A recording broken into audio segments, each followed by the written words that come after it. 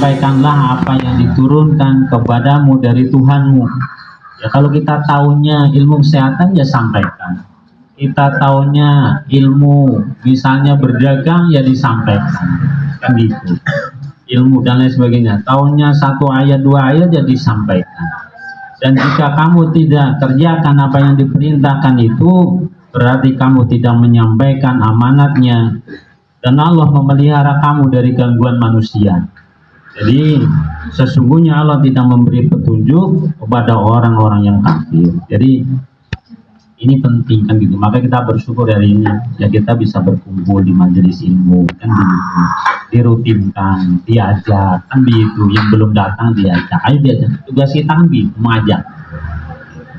Sehingga akan terasa nantinya kayak kita di Gombong tadinya pengajian ranting kan begitu, hanya dari ranting ke ranting, sekarang menjadi seluruh Gombong Raya kan begitu. Bisa nanti pindah ranting ini desa ini, besok minggu besok di desa sebelah, nanti di sebelah, sehingga itu lebih banyak kelihatan jamaahnya kan begitu, sehingga lebih bersemangat. Karena itu Rasulullah itu diutus, wa ma arsalnaka illa rahmatan lil alamin, dan tidaklah kami mengutus kamu wahai Nabi melainkan untuk menjadi rahmat bagi seluruh alam kan gitu. Sehingga kita mestinya bersemangat dalam menuntut ilmu, karena mau tidak mau kan gitu disampaikan, diingatkan bahwa bagaimana pentingnya menuntut ilmu. Thalabul ilmi fardhatun 'ala kulli muslimin kan gitu. Menuntut ilmu wajib itu yang nggak bisa diwakilkan kan gitu. Jadi ngaji itu ya wajib. Kalau kita misalnya kuliah butuh dana Bapak Ibu, harus SPP, harus nanti beli buku, harus bayar ini dan itu. Lah kalau ngaji gratis gitu. Gratis, tinggal datang majelis ilmu kan gitu. Di situ ada hidangannya, tempatnya disediakan, sehingga kita datang ke majelis ilmu itu senang gitu. Minimal itu senang datang ke majelis ilmu, senang ngaji. Kalau bisa senang ngurusi pengajian, lebih meningkat lagi nanti senang ngisi pengajian. Minimal jangan benci orang ngaji. Paling kita itu, kalau kita tidak bisa senang datang ke masjid atau pengajian, kita senang ngurusi pengajian. Udah nanti tentunya saya untuk sarpas, nanti saya menyiapkan tikar dan lain sebagainya. Senang kan mendatangi dan lain sebagainya. Karena mau tidak mau, orang yang keluar untuk mencari ilmu, maka ia berada di jalan Allah, sehingga ia kembali ke rumahnya. Kan gitu. Maka ini menjadi pelajaran yang sangat penting terkait dengan pentingnya ilmu, karena sering disampaikan apabila kita akan meninggal atau sudah wafat, dan yakin semua orang tidak ada yang akan bertahan hidup lama. Paling lama orang sekarang itu bertahan berapa? Ya 100 tahun itu sudah jarang ya Bang. Di daerah sini di Timurnya orang yang sepuh itu usianya berapa? Paling sepuh paling 80-90.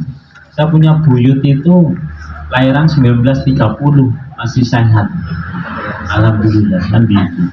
Makanya orang Jawa itu bijak sekali. Orang Jawa itu mengingatkan usia biar kita itu taat kan gitu. Biar kita sadar diri itu, orang Jawa itu bijak sekali dengan angka-angka kan begitu. Maka orang Jawa itu bilangannya 1, 2, 3, 4, 5, 6 itu kan gitu sampai 10. Habis 10 11, 12 kan gitu Pak. Nanti sampai 19, 20 kan gitu. Habis 20 selikur. Bukan 21, bukan 22, bukan 23, tapi selikur, 22, 23, baru 24. Harusnya kan 25, tapi selawe kan begitu. Berselawe 26, 27, 29, nanti terus 30. Habis 30 Ji, 40 Ji. Tapi bukan 40 50, tapi jadinya 50 kan begitu. Beda kan polanya berubah itu. Habis 50 bar itu saket telu kan gitu. Tadinya harusnya 10, 20, 30, 40, 50 kan kudunya harusnya 50 kudunya 60, tapi kembali ke Swida. Itu maknanya dalam, hanya kadang kita nggak tahu kan gitu. Maka orang Jawa itu nasihat 10, 11, welas, ada airan welas. Di situ sudah mulai ada rasa welas asih. Maka ajaran Islam itu mengajarkan kita kalau anak-anak sudah usia 7 tahun yang gitu, sudah mulai diajarin sholat, diajarin dan lain sebagainya. Tidurnya udah mulai mau dipisah. Nanti usia 10 tahun harus dipisah tidurnya. Kalau itu dia itu anak laki-laki perempuan, jangan satu kamar, itu laki-laki dan perempuannya bareng, harus dipisah sendiri-sendiri. Kenapa? Di usia itu 10, sudah 11, 12 sudah mulai ada rasa welas asih. Maka akhirnya welas. Maka di situ sudah mulai ada yang balik, sudah ada yang sudah menstruasi kalau perempuan kan begitu. Maka anak SD kadang kelas berapa itu sudah haid kan begitu. Berarti kita kehati-hatian. Kemudian di usia berikutnya 11, kemudian 20 kan begitu, 19, 20 selikur, bukan 20 siji, bukan 20 loro. Berarti pakai akhiran likuran kan begitu. Likuran di situ seneng lingguh ning kursi, nah gitu. Maka usia-usia itu biasanya sudah mulai dapat pekerjaan, wis itu gawean, sudah dapat ya istilahnya kedudukan atau seneng lingguh ning kursi. Maka di usia-usia itu masanya dia itu sudah bisa mandiri. Habis itu apa? 20, selikur, 24 kan begitu. Harusnya 25 tapi selawe kan gitu.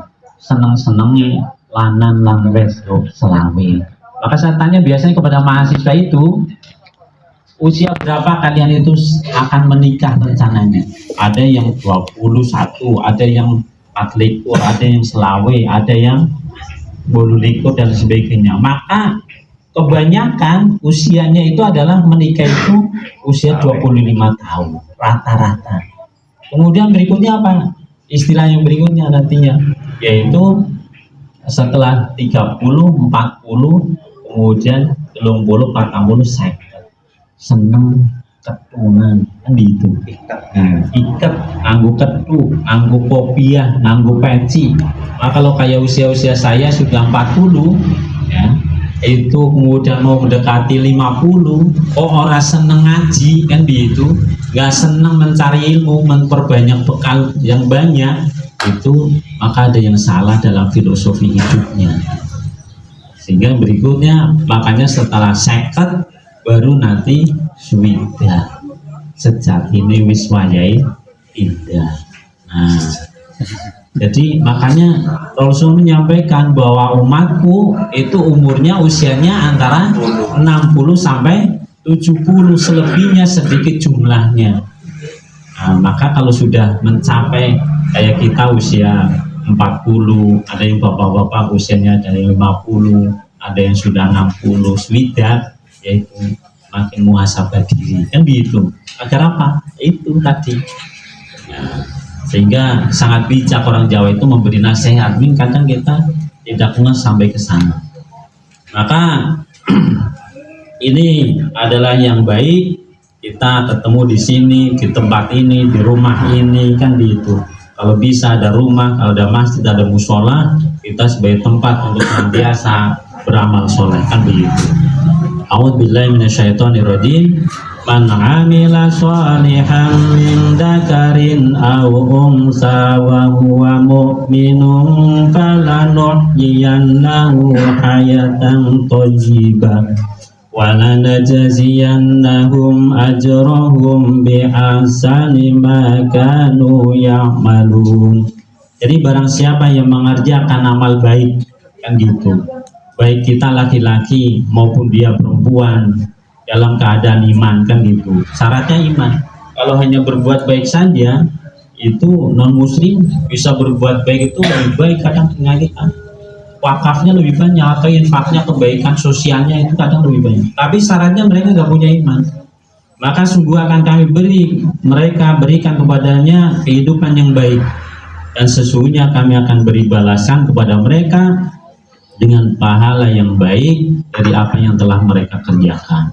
Nah, dengan itu maka senantiasa jangan pernah kita istilahnya lelah untuk berbuat amal sesuai dengan yang kita mampu, kan gitu. Kalau Bapak Ibu bisa rutin kan gitu, 5 waktu berjamaah di masjid awal waktu, ya kerjakan itu. Kalau Bapak Ibu bisa misalnya sholat rawatib 12 rakaat, ya kerjakan itu yang kira-kira mampu. Yang bisa misalnya puasa Senin Kemis, ya kerjakan itu Senin Kemis. Kalau yang mampu tahajud sampai 11 rakaat atau berapa, ya kerjakan itu. Wah, semuanya yang bisa kita mampu, jangan berbablas, kan gitu. Yang kita mampu dan dipaksakan. Kalau nggak dipaksakan rasanya rasa-rasen. Pengajian musim hujan kan gerimis, atau misalnya ke masjid gerimis, ya rasanya rasa-rasen. Tapi kalau kita paksakan kan gitu, mestinya kita bersyukur di Indonesia. Loh, saudara kita di Palestina ke masjid ingin jamaah Jumatan, hujannya itu bukan hujan air, hujannya rudal dan bom. Nah, mereka tetap berangkat. Lah, kita hujan air saja kadang saras-sarasan, padahal payung ada, mantol ada, masjid dekat, jalannya padang, kan begitu. Saras-sarasan ya, dengan nikmat apalagi engkau disadarkan sama Allah, kan begitu. Maka kita melihat saudara-saudara kita itu di sana, rasa-rasanya semua. Agar apa? Agar kita itu menjadi manusia yang terbaik. Innalladzina amanu wa 'amilus sholihati ulaika hum khairul bariyah. Sesungguhnya orang-orang yang beriman dan mengerjakan amal soleh tadi, mereka itu ada sebaik-baik makhluk. Agar apa ya kita? Kalau hanya baik di mata manusia, itu masih apa istilahnya, ya belum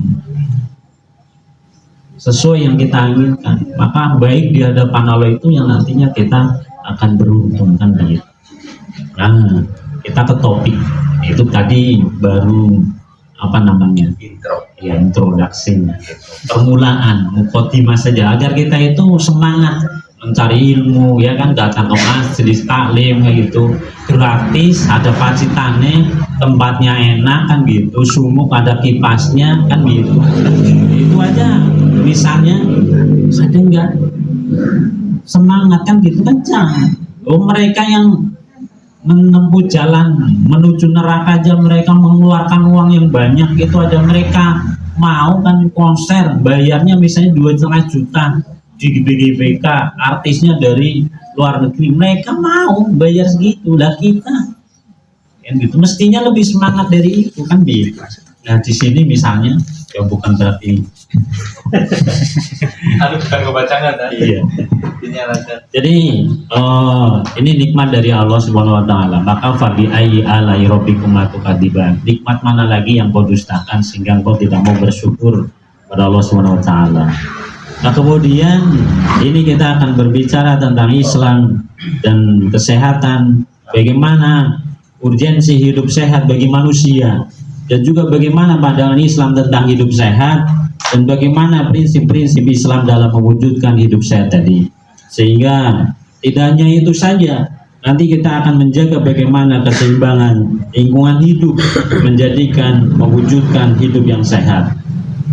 Maka salah satu penekanan tersebut dalam ikhwah kesehatan dan tuntunan untuk hidup sehat itu sangat penting dalam Islam. Bahkan Islam juga menetapkan bahwa tujuan pokok kehadirannya atau maqasidus syariah itu ada 6 perkara, kan gitu ya.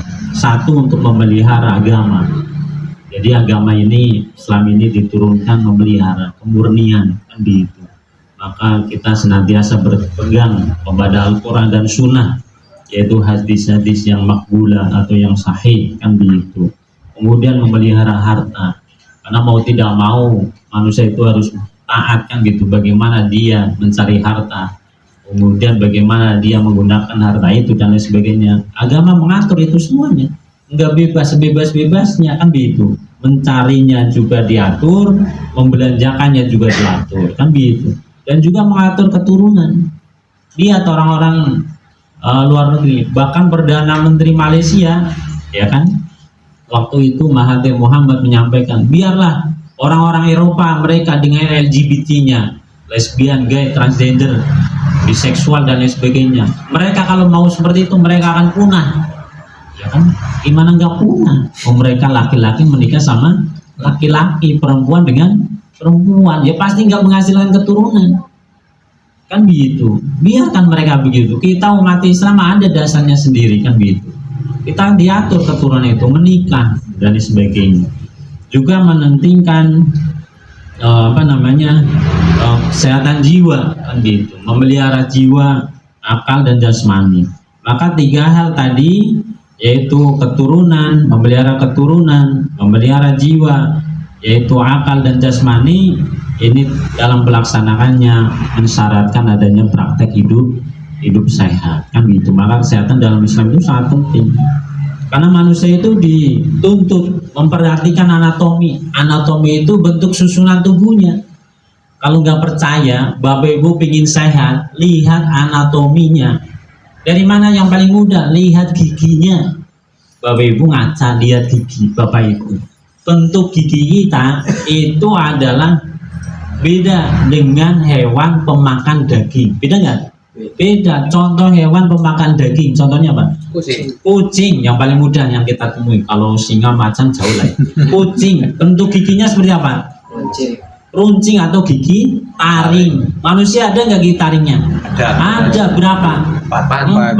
Atas 2, bawah 2. Jadi 4. Kanan kiri 2, kan gitu. Jadi 4. Yang paling total 4, Pak. 1, 2, taringnya 4. Kalau 8 kebanyakan seri, ya. Kemudian depan antara gigi taring itu gigi seri tadi. Gigi seri itu adalah hewan apa yang mirip dengan gigi seri tadi? Kambing. Kambing itu makanannya apa kira-kira? Rumput, dedaunan. Kucing makanannya apa? Daging. Itu artinya apa? Kalau kita mau sehat, perhatikan anatomi kita. Maksudnya apa? Proporsi gigi kita. Gigi taring itu lebih sedikit daripada gigi sarinya. Itu artinya apa? Konsumsi makanan jenis daging mestinya lebih sedikit daripada jenis sayuran dan buah-buahan. Maka kalau kita ingin sehat, jangan dibalik. Mau nak ora enak, ora gurih, ora klenyis, nggak mau. Sayuran nggak mau. Godong-godong emangnya pedus, kan gitu. Ada anak kecil sekarang banyak fenomenanya. Sayur itu nggak suka. Daging yang klenyis, padahal sudah jelas. Kalau kita ingin sehat, lihat anatomi Allah menciptakan sesuai dengan apa yang Allah ciptakan, kan gitu. Maka kita bandingkan. Kalau nggak percaya, kucing itu harusnya dia itu fitrahnya, giginya, fungsinya gigi taring itu merobek, yaitu jenisnya daging. Kita kasih sayuran, kira-kira cocok nggak? Nggak cocok. Kambing kita kasih daging dibalik, cocok nggak? Nggak cocok. Yang paling mudah kalau Bapak Ibu nggak percaya, sekarang ada motor produk baru dari jenis tertentu. Ada 3 orang yang beli, jenisnya sama, produknya sama, keluarannya sama, tipenya sama. Dari pabrikan itu dianjurkan untuk bahan bakarnya Pertamax. Ya kan, motor sekarang kan Pertamax. 3 orang itu beli motor yang sama, tahun yang sama, merek yang sama. Yang pertama itu dikasih Pertamax terus bahan bakarnya, rutin, servis dan lain sebagainya. Orang yang kedua ya kadang Pertamax, dong ya Petralit, dong lah ya. Kalau nggak Pertamax, Petralit, kadang campur-campur. Yang ketiga babar jelas nggak pernah dikasih Pertamax, Pertalit terus, kadang orangnya ya campuran. Dari 3 orang tadi dengan produk yang sama, jenis yang sama, tahun yang sama, kira-kira awet mana, Pak? Yang pertama. Kenapa kita mengatakan yang pertama itu lebih awet? Karena sesuai dengan petunjuknya, iya enggak? Itu barang, Pak. Apalagi diri kita. Diri kita itu, tubuh kita itu, kalau makanannya tidak sesuai dengan tadi, fitrah ciptaan Allah menciptakan gigi ini, fungsinya itu maka sekarang makanya banyak kemarin yang waktu itu viral usianya 20 tahun itu sudah kena stroke, kena penyakit jantung, ginjal, ya kan, pengakuan yang viral itu usianya 20 tahun. Padahal Kanjeng Nabi menyampaikan usia umatku kebanyakan 60 sampai 70, selebihnya sedikit jumlahnya. Berarti manusia itu desainnya setelah Kanjeng Nabi itu kita mampu bertahan organ ini, ya, susunan tubuh ini mampu bertahan 60 sampai 70. Berarti kalau dia itu belum usia 60 sampai 70 kok sudah rusak organnya, berarti ada yang dipertanyakan di situ. Bisa dipahami? Ya. Kan begitu logikanya, mudahnya. Sehingga kita diperhatikan untuk memperhatikan itu semuanya agar tidak mengalami hambatan. Yang paling mendasar dalam pemenuhan hidup sehat itu bagi manusia bagaimana menciptakan pola hidup sehat, kan begitu. Makanya bukan gaya hidup, karena pembagiannya kan biasanya gaya hidup itu nggak sehat, makanya hidup nggak perlu gaya, kan begitu. Nah, ada beberapa faktor, maka untuk menjadikan itu semuanya saling terkait dari anatomi tubuh manusia tadi. Untuk mendapatkan tubuh yang sehat itu kuncinya salah satunya adalah bagaimana otak dan jantung, kan begitu. Otak dan jantung itu penting, Pak. Kira-kira antara jantung sama otak itu penting mana, Pak? Sama. Kalau milih salah satu, Pak. Otak, jantung, Pak. Jantung itu lebih penting daripada otak. Alasannya sebelum otak itu berfungsi, jantung sudah berfungsi. Buktinya kalau ada orang yang bobot, ibu-ibu yang hamil itu diperiksa sama bidan, itu diperiksa apanya dulu? Denyut jantung janin, ya kan? Iya. Jadi sebelum otaknya berfungsi, jantungnya sudah berfungsi. Sehat dan tidaknya bayi masih di dalam rahim itu dari denyut jantung janinnya yang ada di dalam rahimnya, yang ada di dalam perut ibu yang hamil tadi. Dan jantung bergerak tanpa diperintah oleh otak berdenyut. Tapi itu semuanya, kalau semuanya penting ya penting semuanya. Robbana ma khalaqta hadza batila, kan begitu. Tidak ada yang Allah ciptakan ini sia-sia, nggak ada. Makanya dulu ada orang matang tulang ekor itu nggak ada manfaatnya, kan begitu. Bahasa medisnya koksigis, tulang ekor di sana nggak ada manfaatnya. Padahal sudah disampaikan dari situ manusia nanti diciptakan dan nanti akan dibangkitkan dari tulang ekor itu, kan begitu. Lihatlah musim hujan, kalau menurunkan hujan kemudian menumbuhkan yang tadinya gersang tandus, kan begitu. Nah, dalam dunia kesehatan tadi jantung itu sangat penting dan juga otak, dan semuanya itu bersinergi, mestinya bersinergi satu sama lain. Karena tadi jantung itu selama dia itu masih berdenyut, itu berarti masih mampu berfungsi dengan baik.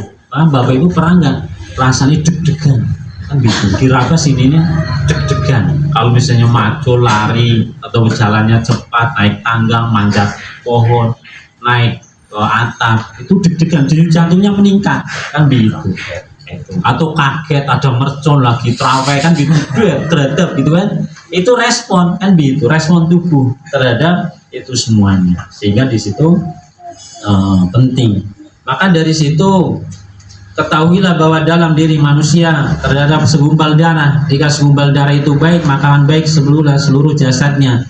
Dan apabila segumpal darah itu buruk, maka buruk pula seluruh jasadnya. Ketahuilah segumpal darah itu pada maknanya adalah hati, kan begitu.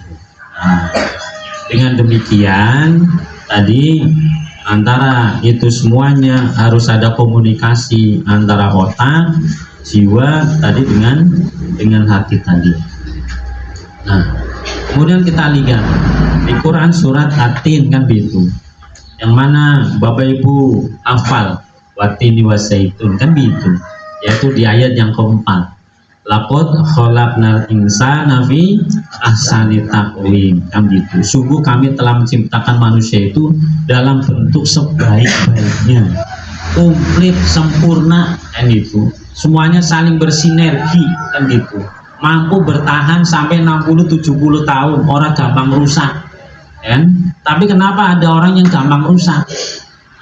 Bapak Ibu kalau mau lebih introspeksi diri, pernah nggak lihat berita ada jenazah yang sudah dimakamkan puluhan tahun, ratusan tahun, kemudian makamnya dibongkar karena lewat jalan tol atau karena pembangunan jalan, ternyata jasadnya kadang masih ada yang utuh. Pernah dengar berita kayak gitu? Ya kan? Atau yang lainnya. Biasanya orang-orang yang jasadnya masih utuh, yang sudah tertanam di dalam tanah, dimakamkan itu puluhan tahun, ratusan tahun, kita kira-kira orangnya baik apa buruk kira-kira? Kita melihatnya kan gitu. Dalam pandangan manusia kira-kira orangnya itu orang baik-baik saja atau orang yang bergunung atau orang genah gitu. Rata-rata apa? Orang soleh kan gitu. Jasadnya orang yang meninggal saja itu jasadnya itu tanah saja tidak memakan atau bakteri tidak bisa membusukkan. Sekarang pertanyaan, ada orang yang masih hidup, ya kan? Anggota tubuhnya itu dengan luka yang nggak sembuh-sembuh, ya kan? Bahkan kadang organnya ada yang menghitam, membusuk, bahkan harus diamputasi. Sedangkan ada orang yang sudah meninggal, jasadnya aja masih utuh. Pernah nggak kita berpikir begitu? Kan begitu. Berarti ada sesuatu kan begitu. Ada sesuatu. Meskipun saya tidak mengatakan orang yang ada lukanya nggak sembuh-sembuh itu bukan orang baik, bukan.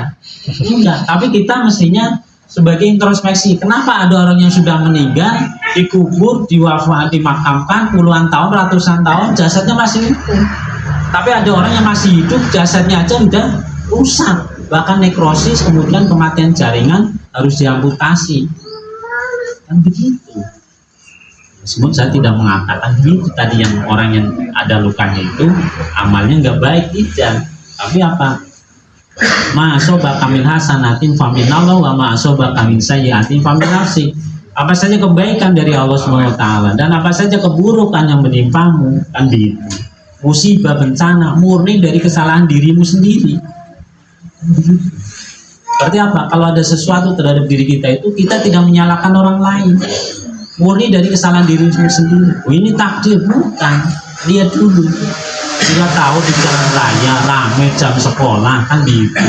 Jamnya rame jam 6:30 atau jam 7 kurang seperempat, gerimis, licin, naik motor banderan nggak pakai helm, gitu. Ya takdir, tapi murni dari kesalahan dirinya sendiri. Wis nanti dalane lunyu, rame, gerimis, ngebut, kan gitu. Maka kita diingatkan padahal Allah sudah menciptakan tubuh kita itu adalah dalam bentuk sebaik-baiknya. Kemudian yang berikutnya adalah setelah disempurnakan itu kemudian diseimbangkan.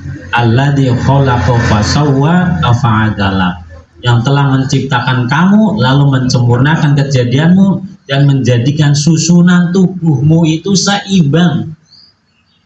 Maksudnya seimbang kan begitu. Seimbang di sini kan begitu, bahwa seimbang itu dimaknanya adalah susunan tubuh kita itu setelah dicipta itu seimbang, sehat kan gitu, sehat. Karena sehat kan begitu, dari komponen tubuh, jantungnya, hatinya, otaknya, lambungnya, perutnya, asam lambungnya, ya kan, hormonnya, detak jantungnya, semuanya sudah disetting sama lo itu sehat. Detak jantung normal 60 sampai 100. Pernapasan dia itu normal, seimbang antara 16 sampai 24. Kan begitu. Kemudian kalau dia itu mestinya sehat, kok dia itu nggak sehat, berarti ada sesuatu yang nggak pas dalam tubuhnya, kan begitu. Karena tadi desain Allah menciptakan bahwa kita itu diciptakan oleh Allah dalam keadaan yang seimbang. Makanya kita harus senantiasa berhati-hati memelihara kesehatan ini. Agama ini mengatur itu semuanya, baik emosionalnya, akalnya, fisiknya, jasmaninya, harta dan lain sebagainya. Tadi maqasidus syariah itu sudah disampaikan begitu. Maka apa? Maka kita sebagai orang Islam itu yang mestinya fit, prima, kan gitu. Kan gitu, orang gampang meriangan, mestinya gitu. Gak usah pernah ikut itu seminar internasional itu. Seandainya orang Islam mengamalkan agamanya dengan baik benar, itu orang Islam gak gampang sakit, baik sehat, baik sakit itu fisiknya maupun sakit jiwanya. Kenapa? Contoh yang paling mudah, baca Al-Quran. Kalau orang Islam baca Al-Qurannya betul kan gitu, maka dia itu sama seperti latihan pernapasan. Ambil napas dulu, kemudian baca sebelum berhenti, atau dia itu nggak kuat, maka dia itu teruskan. Kalau nggak kuat berhenti, nanti diulangi di awal kata, kan begitu. Maka lihat itu pernapasan, melatih otot diafragma, Bapak Ibu. Melatih otot diafragma, perut ini, pernapasan ini akan lebih sehat daripada yang nggak pernah. Maka lihat orang-orang yang tilawahnya bagus, ya kan, rajin, misalnya dia itu adzan di masjid, pasti nafasnya itu baik kan gitu. Kenapa? Latihan pernapasan. Dan ternyata orang Jepang itu meneliti begitu, itu baru sadar itu ternyata dalam Islam itu sudah ada. Maka orang Islam itu mestinya berdamai dengan kondisi natural, back to Islam kan gitu. Maka ini sangat penting dipahami. Salah satunya tadi saya menyinggung ke depan di awal terkait dengan kita harus memperhatikan anatomi tubuh kita kan gitu. Maka Allah di Quran surat Abasa surat yang ke 80 ayatnya 24 kan gitu. Fal yang duril insan ila ta'ami, maka hendaknya manusia itu memperhatikan apa yang ia makan. Begitu sayangnya Allah kan gitu, sampai yang kita makan itu suruh diperhatikan kan gitu. Agar apa? Agar kita itu senantiasa sehat. Kalau sehat beribadah itu ya semangat kan begitu kan gitu. Sehingga apa? Jelas di situ fal yang duril insanu ila ta'ami, maka hendaknya manusia memperhatikan apa yang ia makan kan begitu. Apa yang kemudian selanjutnya setelah tadi ayat tadi adalah kami benar-benar telah mencurahkan air dari langit musim hujan sekarang kan begitu. Maka jangan pernah kita underslow kalau hujan meskipun banjir ya gitu. Makanya sering-sering kita doa kan gitu. Mungkin kalau ada hujan kita nggak pernah doa sehingga hujannya nggak berkah mungkin kan gitu. Allahumma shoyiban nafi'an, ya doa itu kan gitu biar tanggulnya nggak jebol, hujannya berkah kan gitu. Kan ada suatu riwayat kan gitu, ada orang soleh itu kemudian dia itu lagi istirahat, tiba-tiba dia itu mendengar siramilah kebun si fulan kan gitu ya, sudah saya pernah sampaikan di Masjid Asyifa kan gitu di Pekot, siramilah kebun si fulan kan gitu. Maka orang soleh itu tadi penasaran si fulan itu disebutkan namanya, oh siramilah, awan dari atas awan itu terdengar suara begitu. Kemudian awan itu bergerak menuju suatu wilayah dan turun hujan di situ. Setelah turun hujan, orang soleh tadi yang mendengar itu kemudian beranjak mengikuti. Kemudian di situ terlihat ada orang yang dengan pacungnya, cangkulnya mengaliri kebunnya tadi dengan air yang tadi. Kemudian ditanya, siapakah engkau ya Tuhan? Wahai Tuhan. Maka orang tadi, nama saya adalah si Fulan. Oh namanya sama seperti yang tadi nama. Ya dengar. Apa yang kau lakukan kan gitu. Kenapa kau tanya nama saya? Karena tadi saya mendengar ada suara dari awan itu siramilah kebun si fulan kayak gitu. Maka saya penasaran dan saya ketemu Tuhan di sini dan ternyata kebunnya ini yang disiram tadi. Apa yang kau lakukan Tuhan dengan kebunmu ini kan gitu. Ketahuilah bahwa saya senantiasa mendapatkan hasil kebun ini dan saya pasti bagi dalam 3 bagian. Sepertiga buat saya dan keluarga, sepertiga buat orang-orang fakir miskin dan yang meminta maupun yang tidak meminta, yang ada sepertiganya adalah untuk kebunnya, untuk pupuk, untuk obat dan lain sebagainya. Jadi itu yang menyebabkan air hujan saja memberkahi sampai itu. Padahal kebun yang lain enggak, kan gitu. Maka kita bisa ambil pelajaran dari itu semuanya kan gitu. Kadang kita lihat sini terus, sana enggak terus. Beras orang udah kayaknya garing kan gitu dan lain sebagainya. Bahkan di Quran surat Abasa tadi, setelah Allah menyuruh kita untuk memperhatikan makanannya, kemudian yang mencurahkan langit, kemudian dari bumi itu sebaik-baik lain tumbuhan, biji-bijian, anggur, sayuran, zaitun, kurma dan lain sebagainya, rumputan dan hewan ternak. Itu kalau misalnya kita pahami itu semuanya, itu adalah terapi Bapak Ibu, terapi buat kita. Kalau kita ingin sehat itu kayak gitu, suruh perhatikan makanan yang ia makan dari segi halalan thayyibanya. Kemudian dari segi apa lagi? dari biji-bijian. Jadi makanan yang saya itu dari jenis biji-bijian, kemudian buah-buahan dan sayur-sayuran. Baru setelah itu minyaknya aja minyak terbaik, minyak zaitun. Kalau kita nggak pakai minyak zaitun kan mahal, ya pakai minyak kelapa. Kalau zaman dulu kan minyak kelapa itu lebih baik. Nah, sekarang nggak ada minyak kelapa, orang tuh kelapanya udah dikategorin kan gitu. Orang sekarang kan jarang nanam kelapa kan gitu. Soalnya nanamnya apa? Ya pepaya lah, ada lain. Apa? Ya risikonya begitu ada. Ya seadanya sawit. Sudah sawit kita sering pakai minyaknya jelantah. Maksudnya apa? Sekali pakai nggak habis, dipakai lagi. Kan itu beda lagi nanti konsumen. Maka sebaiknya sekali pakai jangan banyak-banyak minyaknya. Kalau bisa nggak usah digoreng kan gitu misalnya. Atau direbus, dikukus, itu ternyata lebih baik, lebih hemat, lebih murah dan lebih sehat gitu. Jadi konsep dalam Islam itu sungguh menakjubkan mestinya. Kurang 2 menit gitu dari jam 7. Nah, dalam keadaan seimbang tadi, maka baik kolesterolnya itu seimbang kan gitu. Normal apa tidak kan gitu. Harusnya apa? Harusnya normal kolesterol itu. Gula normal. Nah, kalau misalnya kolesterol ada yang HDL, ada yang LDL. Itu ilmu modern. Kalau dulu nggak ada mengenal itu. Jadi, kalau misalnya Bapak cek kolesterol ya dicek kan gitu. Kemudian trigliseridanya gitu. Maka kalau misalnya yang LDL nanti yang bahaya 160 ke atas itu udah bahaya. Normal kurang dari 130 itu yang LDL. Kalau yang HDL itu misalnya lebih dari 60. Kalau misalnya bahaya nanti kurang dari 40 malah bahaya. Itu beda. Kalau yang satu lebih tinggi bahaya, kalau yang satu lebih rendah malah bahaya. Maka yang bagus itu adalah yang LDL tadi. Yang apa? Yang HDL. Kalau yang LDL itu yang berbahaya karena dia itu low density lipoprotein. Jadi dia itu lemah kan gitu, lemah atau ringan itu mudah ikut aliran darah, mudah menempel. Kalau mudah menempel, mudah nyangkut di dinding pembuluh darah. Kalau mudah nyangkut di dinding pembuluh darah, nanti kaku pembuluh darahnya. Kayak bapak ibu punya keran pipa itu, kalau lama airnya ngitir-itir kan gitu, nggak banter. Itu perlu disemprot Pak, pakai kompresor yang undang aja tukang kompresor tambal ban, itu undang, buka kerannya, satu yang itu dicek satu-satu, semprot, itu nanti kontal jeladernya di dalam pipa itu bersih. Itu biasanya saya setahun sekali itu pipa di rumah itu mengundang kompresor, semprot kayak gitu. Itu membersihkan pipa. Pembuluh darah kita kan nggak pernah kayak gituin, ya kan?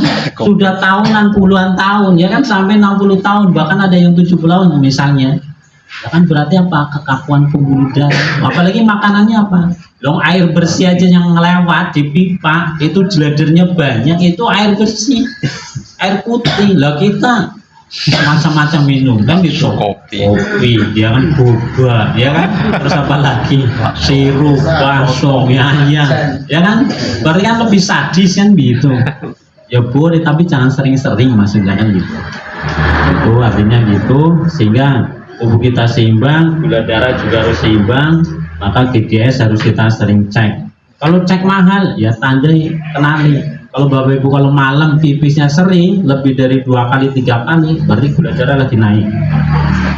Normalnya ya sekali aja malam pingin buang air kecil, yaitu jam 3 atau jam 4 itu biasanya pingin buang air kecil, sekalian tahajud. Ya alarm dari Allah itu sudah sangat luar biasa kan gitu. Kemudian di situ sebagai pemungkas daripada kajian saya ingin menyampaikan di Quran surat Al-Baqarah yang gitu, surat yang kedua setelah Al-Fatihah. A'udzubillahi minasyaitonirrajim. Ya ayyuhan nas kulu mimma fil ardi halalan thayyiban wa la tattabi'u khutuwati syaiton innahu lakum aduwwum mubin. Kemudian di ayat yang lain di Quran surat Maidah, wa kulu mimma razaqakumullahu halalan thayyiban wattaqullaha alladzi antum bihi mu'minun kan gitu. Jadi kita diperintahkan dari 2 ayat tadi yang halal yang baik sesuai dengan anatomi tubuh kita, yaitu salah satunya dari gigi kita, kan begitu.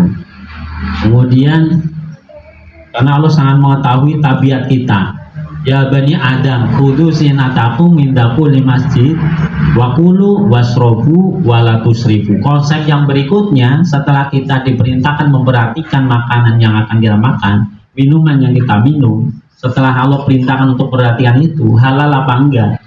Mestinya orang Islam itu yang haram pasti udah lewat, kan gitu, nggak masuk kategorinya haram kok masuk dalam perut. Kenapa? Allah menyediakan yang halal itu lebih banyak daripada yang haram.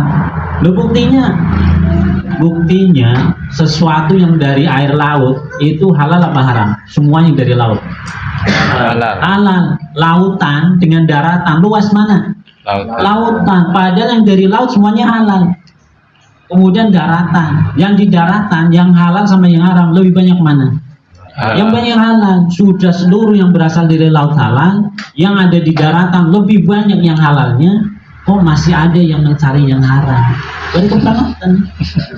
Kecuali dibalik, yang halal itu lebih sedikit, baru orang itu kesulitan mencari yang halal, kan gitu. Sehingga tidak ada alasan, kan gitu. Kalau kita ditanya kelak, lo sudah saya sediakan seluruh yang di laut halal, yang ada di darat semuanya lebih besarnya itu halal semuanya, kok masih mencari yang haram? Kenapa? Nah gitu. Apa nggak berpikir? Nah itu. Apa orang? Nah gitu kan. Ulil albab itu orang berpikir. Apa orang duwe ngutek, kan bahasa orang Jawanya, kan gitu. Kan gitu. Maka tabiat kita itu Allah paham. Itu kan. Kalau makan itu ya makanya harus kita perhatikan. Wa kulu wasrobu wa la tusrifu. Jangan berlebih-lebihan, kan gitu. Maka tabiat itu kalau kita tidak memperhatikan, sumarodatnahu asfala safilin, akan Allah kembalikan ke tempat serendah-rendahnya, yaitu neraka. Tapi kalau kita maknai tafsirkan, di dunia itu akan dikembalikan ke tempat serendah-rendahnya, itu ke rumah sakit. Nanti kalau dia meninggal ke neraka, halal thayyiban nggak pernah diperhatikan. Gak sesuatu di dunia halal dan thayyiban nggak pernah diperhatikan, ya kembalikan dia ke rumah sakit. Yang tadinya sehat seimbang nggak memperhatikan, akhirnya meriangan di rumah sakit. Apa? Allah mumpung, kadang kayak gitu.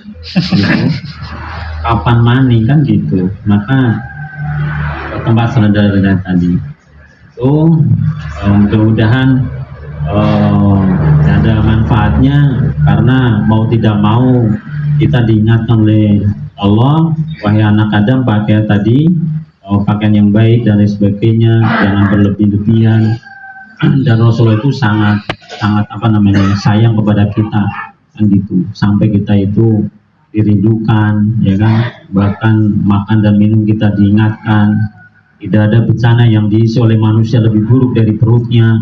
Cukuplah dia anak Adam mengisi berapa suap saja, apalagi kalau usianya sudah 40, kayak kita itu 40, 50, terus bukan saatnya lagi makan itu ngibung, kan gitu, bukan saatnya lagi, ya sesuap dua suap, kan gitu, untuk menegakkan tulang punggung. Kalau dia itu mau makan ya sepertiga untuk air, sepertiga untuk makanan, sepertiga untuk udara. Nah kalau bapak ibu makan, kalau zaman kecil kita makan kan sampai atup, itu kadang masih, kan gitu. Dan sekarang kan usia 40 ke atas, ya jangan sampai atup, itu udah berhenti. Kenapa? Kalau atup itu udaranya aja udah kegesek, nggak ada tempat, dia itu keluar karena diisi, kan gitu. Sampai begitu berarti apa? Penuh. Kalau sampai penuh tadi, apalagi mendekati waktu tidur. Kalau bisa, saya pernah tinggal di Cina, Pak, makan malam itu jam 5. Orang sana itu sehat, bukan Islam tapi menggunakan ilmu Islam. Jadi makan malam itu jangan mendekati waktu tidurnya. Kenapa? Lambung itu dalam keadaan penuh. Dalam keadaan penuh, maka Rasulullah menyampaikan kalau tidur miring kanan. Agar apa? Kanan itu lambungnya biar di bawah, bukan di atas, kan gitu. Karena di bagian kiri itu nanti ada hepat, kan gitu. Kalau kita miring kiri, nanti lambungnya di atas, kan gitu. Itu dan lain sebagainya. Makanya Rasul itu sangat sayang, kan gitu, sangat sayang pada kita, sampai urusan dunia agar kita Rabbana atina fid dunya hasanah wa fil akhirati hasanah wa qina adzabannar.